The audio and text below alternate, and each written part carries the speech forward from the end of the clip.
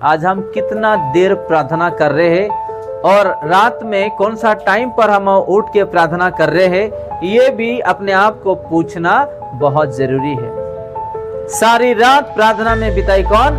प्रभु यीशु मसीह। 3 बजे थोड़ा उठ के प्रार्थना करो। बाइबल में ऐसा कोई है ही नहीं कि स्पेसिफिक यानी कि पर्टिकुलर टाइम। निरंतर प्रार्थना करने के लिए हम वचन में देखते हैं आप कभी भी प्रार्थना कर सकते हैं। प्रार्थना करने के लिए टाइम है ही नहीं। आप घंटा घंटा लगातार प्रार्थना करते जाओ, करते रहो। और जो सुबह का जो प्रार्थना होता है, दिन शुरू होने से पहले, हम काम को जाने से पहले, परिवार उठने से पहले, एक विश्वासी का घर में आवश्यकता है हर रोज के लिए, ताकि आपका सुबह का प्रार्थना आपका परिवार को, उस दिन को, उस कामों को, दिया हुआ जिम्मेदारी को क्या करे? सुरक्षित कर सकते। हालेलुया। और एक वचन हम देखेंगे मत्ती उसका 18 का 19।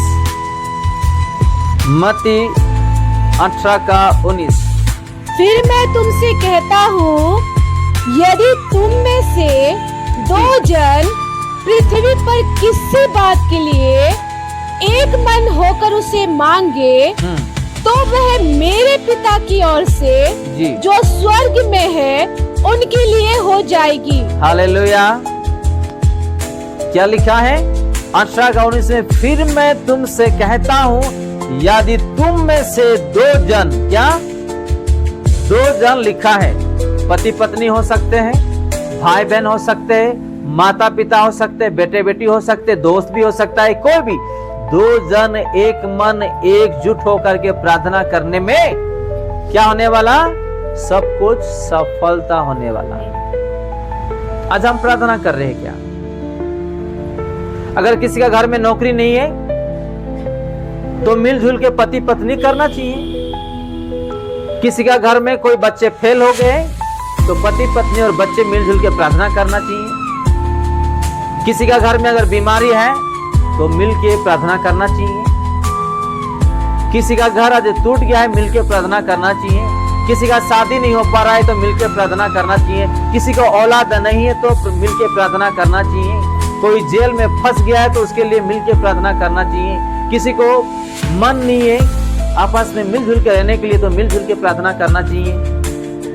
आज ऐसे प्रार्थना आज हम नहीं करते। पति एक जगह, पत्नी एक जगह, बेटी एक जगह, बेटे एक जगह। आज हम ऐसा प्रार्थना कर रहे हैं। क्या लिखा है 19 में? फिर मैं तुमसे कहता हूं, यदि तुम में से 2 जन पृथ्वी पर किसी बात के लिए, देखो किसी बात के लिए, चाहे बीमारी हो, जॉब हो, औलाद हो, विवाह हो, जेल गए कोई, या किसी के लिए प्रार्थना करना, किसी बात के लिए भी क्या करना चाहिए? एक मन होकर उसे मांगे तो वो मेरे पिता की ओर से जो स्वर्ग में है उनके लिए हो जाएगा। आज ऐसा प्रार्थना नहीं कर रहे। पति पत्नी प्रार्थना नहीं करते हैं, बेटे बेटी प्रार्थना नहीं करते, माता पिता प्रार्थना नहीं करते हैं। इसलिए आज जो है परिवार में कुछ चीज जो है ऐसे ही पड़ा हुआ है, वो पूरा नहीं हो पा रहा है। आप लोगों की बात समझ में? पति पत्नी, माता पिता, बेटे बेटी, भाई बहन मिलजुल के जब प्रार्थना करेंगे, उसके वचनों के अनुसार प्रभु अपने परिवार में, अपने जीवन में, अपने घर में अद्भुत काम करें। हालेलुया। क्योंकि यीशु मसीह ने कहा कि इस पृथ्वी पर किसी बात के लिए भी 2 जन हो करके, चाहे पति पत्नी हो जाने दे, माता पिता हो जाने दे, भाई बहन बेटे बेटी हो जाने दे, कोई भी हो जाने दे, 2 जन एक मन, एक हृदय, एक विश्वास से प्रार्थना से मांगेंगे, प्रभु उसको आशीष देंगे। हालेलुया। पत्नी एक कोने में प्रार्थना करते रहेगी, पति एक जगह में वो टीवी और मोबाइल चालू करके बैठा हुआ रहेगा। पति एक जगह में प्रार्थना करते रहेगा, पत्नी एक जगह किचन में रहेगी, तो कहां से होगा कुछ चीज? बताइएगा।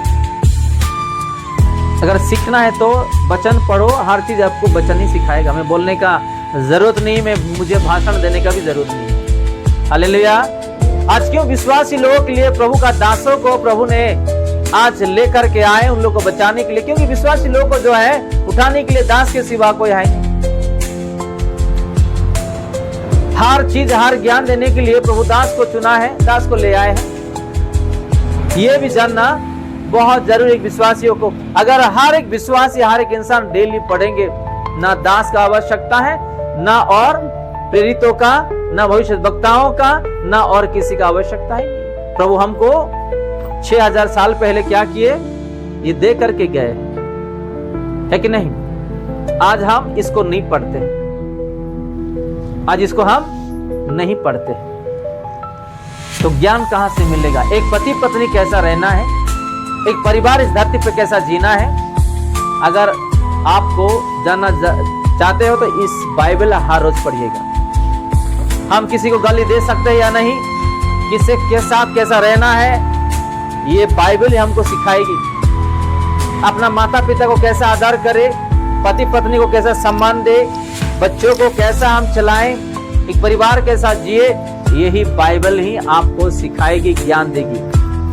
किसी के पास जाने का जरूरत नहीं है, किसी प्रेरितों के पास या किसी भविष्य वक्ताओं के पास या किसी दास के पास जाने की आवश्यकता नहीं। अगर आप डेली दिल से, मन से इस वचन पढ़ रहे हो तो इसी वचन ही आपको सुरक्षित कर सकते हैं। हालेलुया। यीशु मसीह का समय में यीशु मसीह पहाड़ी पर, जंगलों पर, खुला मैदान में क्या करते थे? सेवा करते थे, और वहां पे लोग आते थे और जिस घर में गए वहां प्रार्थना करते थे, है कि नहीं? तो आज कहां है ये सारा चीज? खुद का घर में भी आज हम प्रार्थना नहीं कर पा रहे, खुद के लिए भी प्रार्थना नहीं कर पा रहे, पति के लिए, पत्नी के लिए भी नहीं कर पा रहे, बच्चों के लिए भी नहीं कर पा रहे, तो हमारे जीवन में आज कैसा होगा? आज हम देख रहे हैं प्रार्थना, अगर अपने जीवन में प्रार्थना नहीं तो कुछ भी है ही नहीं। यीशु मसीह को पकड़ने से पहले यीशु मसीह क्या किए कि अपना चेलों को कुछ थोड़ी दूरी में रख करके, आप यहाँ बैठे रहो, मैं प्रार्थना करके आता हूं करके उन लोगों को कह करके जाए, और उन लोगों को भी प्रार्थना करने के लिए बोल रहे ताकि आप परीक्षा में ना पड़ो। अगर हम बार बार परीक्षा में पढ़ रहे हैं, गिर रहे हैं, तो हाँ, आज हम प्रार्थना नहीं कर रहे, इसलिए परीक्षा आ रहा है। एक घर में 5 है, 2 प्रार्थना करते रहते हैं, 3 प्रार्थना नहीं करेंगे, तो परीक्षा किसके लिए आएगा? इसके द्वारा जो लोग के 3 प्रार्थना नहीं कर रहे उस घर में, उस तीनों के द्वारा शैतान घुस करके आपके जीवन में परीक्षा लेकर के आएंगे। हालेलुया। देखो, यीशु मसीह 12 चेलों को लेकर के घूम रहे थे और बहुत सारे चेलों को लेकर के सेवा कर रहे थे। प्रभु क्या नहीं जानते थे कि उसका जीवन में परीक्षा आएगा? जानता था, फिर भी उन लोगों को क्या करते थे? देखभाल करके साथ में लेकर के जाते थे। और यहाँ पे हम देखते कि परीक्षा में ना पढ़ो, इसलिए क्या करना? हम लोगों को प्रार्थना करना। आज हम प्रार्थना कर रहे हैं क्या? आज हम प्रार्थना नहीं कर रहे, इसलिए परीक्षा में आज हम गिर पड़ रहे हैं। कोई आ रहा है हमारा लूट के भाग जा रहा है, कोई आ रहा है हमारा नौकरी छुड़ा कर लेकर के जा रहा है, कोई एग्जाम में फेल हो जा रहे हैं, कोई प्रभु बताए नहीं ऐसे लोगों शादी कर ले रहे हैं, किसी किसी का विवाह नहीं हो रहा है, किसी किसी को औलाद नहीं हो रहा है, किसी किसी को आज जो है पैसा का जो इनकम है वो भी कम हो जा रहा है, किसी किसी का पढ़ाई जीवन में आज जो है रुकावट आ रहा है, किसी किसी के घर में आज शांति नहीं है, परिवर्तन नहीं, क्योंकि आज जो है हम क्या नहीं कर रहे हैं? प्रार्थना नहीं कर रहे, इसलिए हम परीक्षा में गिर रहे हैं। एक घर में 3 है, 3 में से 1 प्रार्थना करते रहेगा, 2 नहीं करते हैं। हर घर में ऐसा होता है, हर घर में। तो उस घर में जरूर परीक्षा आएगा, क्योंकि 2 लोग नहीं करते, उसी 2 लोगों के द्वारा कौन इंटर हो जाने वाले? शैतान। और आपको सताएंगे, आपको दुख देंगे, आपको कष्ट देंगे। वो खुद प्रार्थना नहीं करते हैं, प्रार्थना करने वाले लोगों का जीवन में दुख और कष्ट ले आके खड़ा कर देते हैं और बोलते हैं कि आप कलीसिया जा रहे हो, आप प्रार्थना करें, इसलिए सब कुछ हो रहा है। ऐसे भी बोलने वाले लोग हैं बहुत। आप कलीसिया जा रहे हो, आप प्रभु को अपनाए, अब वचन पढ़ रहे इसलिए कुछ हो रहा है। ये भी जानना बहुत जरूरी है। वो खुद नहीं जानता कि उसको कौन परेशानी कर रहा है, घर में कौन परेशान लाके डाल रहा है, ये भी उसको जानना बहुत जरूरी है। आमीन। किसका इच्छा पूरी हो? अपना स्वर्गीय पिता का इच्छा पूरी हो। आज क्या करते हैं, एक शहर है इस भारत देश में, मैं एक छोटा गवाही देके बंद करता हूं। अपने भारत देश में एक शहर है, वहां पे सभा होता है, क्या चंगाई सभा होता है, बड़ा बड़ा मीटिंग होता है।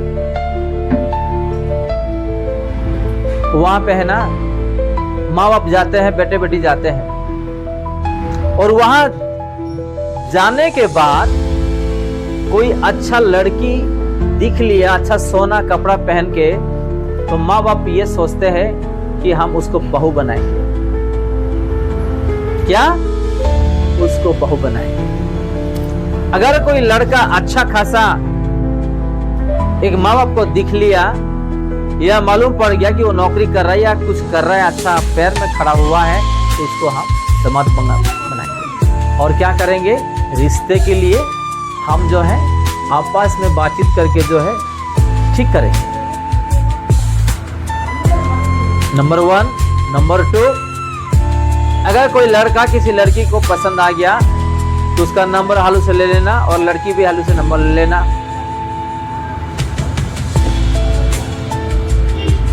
मैं आप लोग इसलिए एक गवाही में दे रहा हूं,